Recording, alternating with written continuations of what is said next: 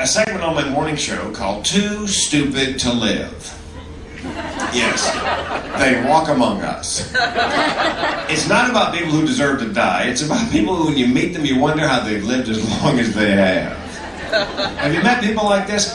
For example, I'm watching the running of the bulls, and it occurs to me it's not really the running of the bulls, it's the chasing of the idiots. And it goes on for almost a week. It's like Jackass the miniseries. It really is. Yeah, anyway, and I'm reading USA Today last week, got an old copy of USA Today. There's a section on the back of one page that covers all the states, and I always read it because every now and then you'll find a gem, a comedy, and sure enough, right there, Indiana, Dateline, Indianapolis, 2 guys attempted to rob a gun store at knife point. And my book, Too Stupid to Live.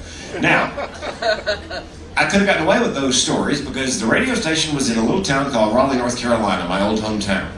And if I made fun of people in, made fun of people in Pamplona or in Indianapolis, I could have gotten away with it. But the people I made fun of, and Dave will appreciate this, or not, the people I made fun of were the employees of local businesses I had bumped into the day before.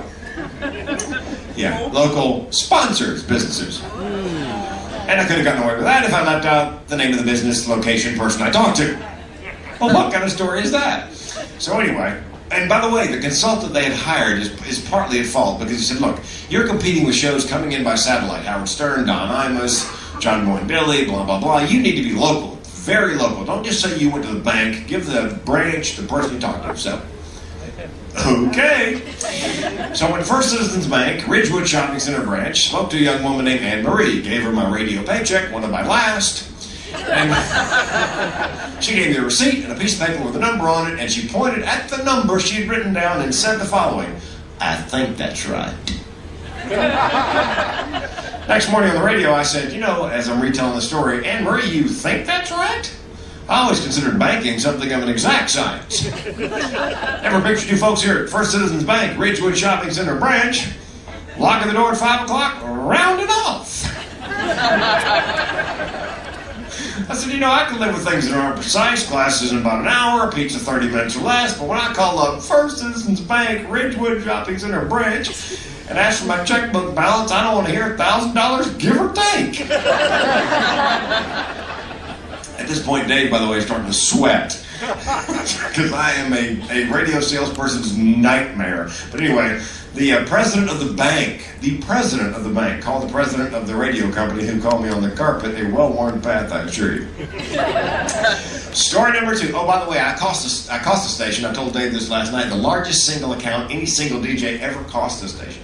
One morning I came in cranky and we had a car dealer. Car dealers and beer distributors are the bread and butter of FM radio. I mean, they pay the bills. Anyway, a big car dealer had bought an ad on our station every day for 9 years. I mean, just a huge account, $57,000 account, been with us forever.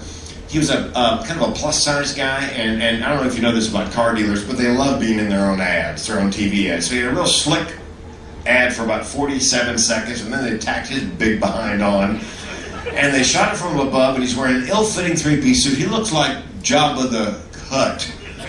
You know, bring the Leah to me. So that morning I came in cranky. We're discussing state symbols. You know, state tree, state bird, state flower. Okay, so my partner makes a mistake and going, what's a state mammal? I said, I believe it's a whale, and I think it's that car dealer, Bobby Murray. The local newspaper sent him an email with an ad they thought would be a great idea for the weekend. It said this, and I quote, this weekend only Bobby Murray Chevrolet, whale of a sale, come meet Shamu.